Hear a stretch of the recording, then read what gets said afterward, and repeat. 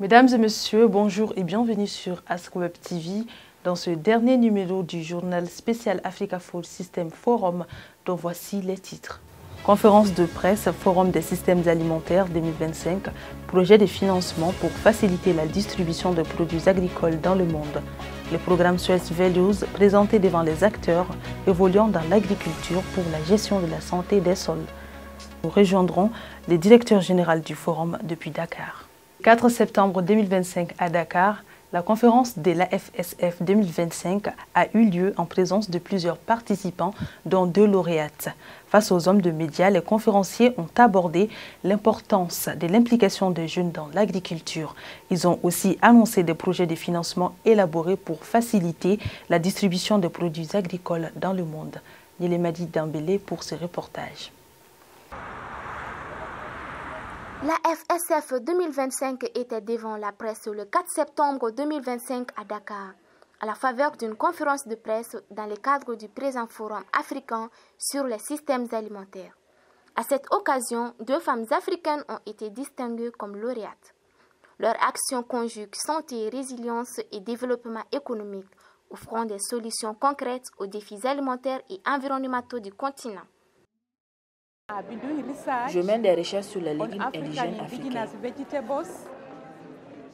Nous voulons que ces légumes jouent un rôle important dans la transformation des systèmes alimentaires africains et qu'ils permettent à l'Afrique d'obtenir le prix de l'alimentation en 2025. Je suis très heureuse que cela contribue à les rendre plus populaires et à faire en sorte que davantage d'Africains, dans plus de pays, consomment ces légumes pour leur santé, mais aussi les cultivent pour en tirer des revenus. Nous essayons de la promouvoir auprès de tous les Africains et au-delà du continent afin que chacun puisse consommer ces légumes pour la santé et la force.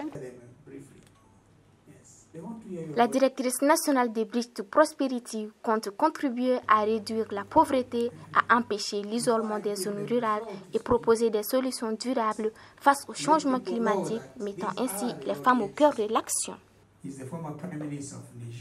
Les 2 lauréates d'aujourd'hui illustrent parfaitement la raison de notre existence en tant que Women Leaders for Climate Action.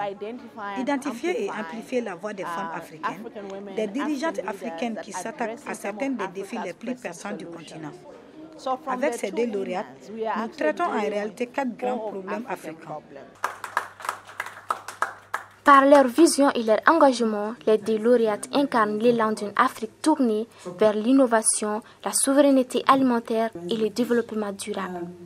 À noter que ce forum a réuni plusieurs personnalités venant des 4 coins du continent africain. Soil Values est une approche pratique auprès des communautés. Il est présent au Mali, au Niger, au Burkina Faso et au Nigeria. Soil Values est un projet d'une durée de 10 ans pour la gestion de la santé des sols dans le Sahel. Reportage de Vina Bedena. Le programme Sol Value est une initiative étalée sur 10 ans 2024-2034 financée par le gouvernement des Pays-Bas. Il vise à améliorer la gestion durable de la fertilité des sols au Sahel, notamment au Burkina Faso, au Mali, au Niger et le nord du Nigeria. Le programme Sol Value ambitionne d'accroître la résilience des petits exploitants, en particulier les femmes face au changement climatique, d'améliorer la production agricole et de renforcer la sécurité alimentaire dans la région. Pour ce faire, Sol Value met l'accent sur la digitalisation. Oui, la digitalisation, c'est une technique très importante parce que, pour un petit producteur, c'est très important de savoir qu'est-ce que c'est la dégradation de sol, quels minéraux sont partis.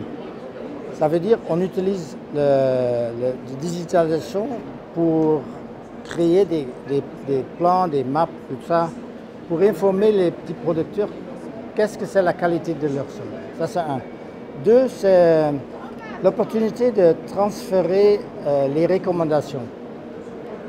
Ça veut dire, avec la digitalisation, avec l'intelligence artificielle, on peut quand même créer des recommandations par parcelle pour chaque paysan pour assurer qu'il y a des recommandations bien spécifiques pour sa propre sol ou sa propre ferme. Cet ambitieux projet financé à hauteur de 100 millions d'euros pour une meilleure gestion de la santé des sols dans le Sahel est accompagné par plusieurs organisations, parmi lesquelles figure AGRA qui apporte une contribution à travers une stratégie de communication, de sensibilisation des acteurs sur la fertilité des sols et la santé des sols. C'est un programme qui est mis en œuvre par un consortium de partenaires. Il est dirigé par IFDC, mais il y a tout un consortium derrière. Chacun apporte sa contribution, chacun apporte sa plus-value pour la mise en œuvre réussie de ce consortium. C'est pour ça que AGRA fait partie des partenaires qu'on appelle les partenaires de connaissance. AGRA, vous savez, depuis sa création, travaille beaucoup sur la santé des sols, mais aussi c'est un partenaire qui arrive à réunir beaucoup d'acteurs. Solvalu entend aider les pays du Sahel à travailler sur la fertilisation des sols pour accroître la productivité et pouvoir nourrir les populations. Dans les pays clés, ça veut dire Nigeria, Niger, Mali et Burkina Faso, on a l'intention de développer des technologies pour la meilleure gestion de fertilité des sols, pas uniquement par présenter des technologies pour les paysans, mais développer les technologies avec les communautés. Soit les groupements villageois dans les pays francophones ou des communautés qui vivent ensemble. Et après un, deux, 3 années, il y aura des technologies favorisées par les communautés. Et en même temps, nous essayons de développer les technologies au niveau où les marchés des intrants et les marchés des produits sont proches. Donc les paysans font partie d'un groupe du secteur privé, du secteur public et eux-mêmes.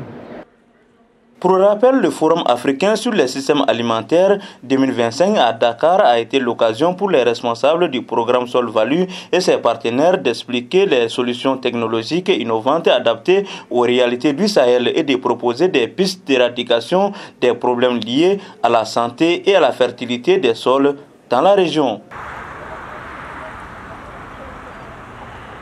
Le Forum africain sur les systèmes alimentaires s'est achevé ce jeudi 4 septembre 2025 à Dakar. Après plusieurs jours d'échanges autour des défis et perspectives de l'agriculture africaine, cette édition qui a réuni plusieurs personnalités composées des agriculteurs, des jeunes entrepreneurs, entre autres, a mis en lumière le rôle central de la jeunesse, porteuse d'innovation, d'ambition et de solutions concrètes pour bâtir une agriculture plus durable et souveraine sur le continent.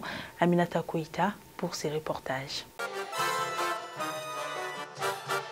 Le rideau est tombé sur la 19e édition du Forum africain sur le système alimentaire AFSF Dakar 2025, carrefour d'échanges et de réflexions. Ce forum a rassemblé des milliers d'investisseurs, des innovateurs et des décideurs sur les enjeux majeurs de l'agroalimentaire en Afrique. Le directeur du forum, Ahmad Paté Sen, dans son discours de clôture, a exprimé chaleureusement toute sa gratitude aux différents partenaires et aux participants venus des 4 coins du continent. L'Afrique se relève, le point serré. This forum is not just really a gathering, it's a journey for all of us. And our heart is we want to feed our continent, we want to create jobs for young people, and I think this is on the agenda of everyone. Pendant une semaine, plus de 1000 jeunes Africains ont participé à 133 sessions plénières de workshops et de masterclass sur le thème « La jeunesse africaine, fer de lance de la collaboration, de l'innovation et de la transformation des systèmes agroalimentaires ». For the first time, we had also masterclasses where some young people come, they want to understand what is food system. It's not only agriculture, it's digital, it's nutrition, it's transport. So many of those things connecting together to lead and bring you the food on your table. Ce forum, c'était aussi la récompense des meilleurs projets innovants des jeunes entrepreneurs des pays africains. Un prix dénommé Prix Gogetas Entrepreneurs a été institué à cet effet en vue d'encourager les jeunes dans leurs initiatives et visions dans le domaine de l'agro-industrie. Des jeunes entrepreneurs salués et félicités à juste titre pour la première responsable de AGRA. First, allow me to thank again the government and the people of Senegal. I want to thank my team at AGRA, who I know have also been working very hard on this. The chair of our board, who is also the chair of the partners group. Our board members have been here all week supporting us. And the entire team, thank you all very much. And then all the participants, far and wide. You came from every corner of Africa. I mean, you exhibited, you spoke, you organized. Thank you so much. La présence des chefs d'État du Sénégal et du Rwanda à cette grande rencontre prouve à suffisance les engagements et soutiens des gouvernements africains au développement des systèmes alimentaires en Afrique. La cérémonie de clôture a été marquée par des prestations artistiques haut en couleur. Vivement la prochaine édition du Forum africain sur le système alimentaire. À présent, nous recevons sur notre plateau Amath Patesen, directeur général de l'Africa Food System Forum. Monsieur Sen, bonjour. Que ressentez-vous après la clôture de ce grand forum? Une totale satisfaction. Il fallait relever un défi d'une organisation de qualité dans notre pays, en Afrique de l'Ouest, une première aussi au Sénégal.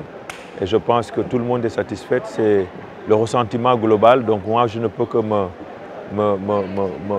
tenir donc aux propos des différents participants et de tous ceux qui étaient là. Pour rappel, le thème de cette 19e édition est la jeunesse africaine, fer de lance de la collaboration, de l'innovation et de la transformation des systèmes agroalimentaires. Pensez-vous que les jeunes ont été réellement impliqués? Je pense que c'était une belle rencontre de tout l'écosystème du système alimentaire, que ce soit les politiques, que ce soit les jeunes femmes, que ce soit les innovateurs, que ce soit les investisseurs.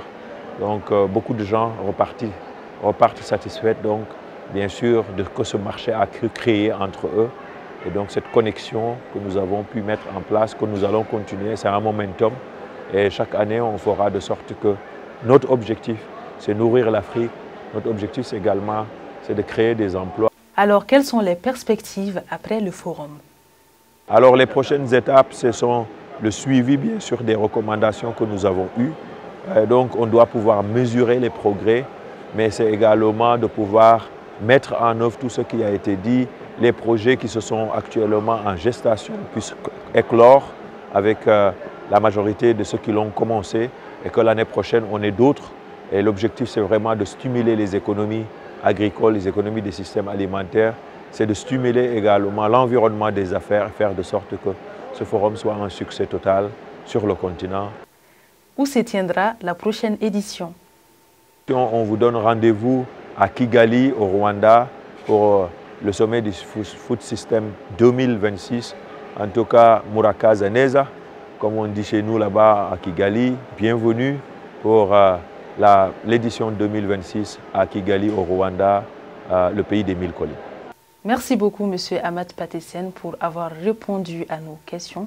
Vivement la prochaine édition 2026 qui se tiendra à Kigali, au Rwanda. Merci. Comme le dit un proverbe africain, quand le cultivateur a planté, le fruit est pour tous les villages. Une belle manière de rappeler que les efforts individuels sont la clé du succès collectif. C'est sur cette note que nous mettons fin à cette édition du journal spécial Africa Food System Forum. Merci de nous avoir suivis et surtout restez connectés sur nos différentes plateformes pour ne rien manquer de nos prochains programmes. À bientôt.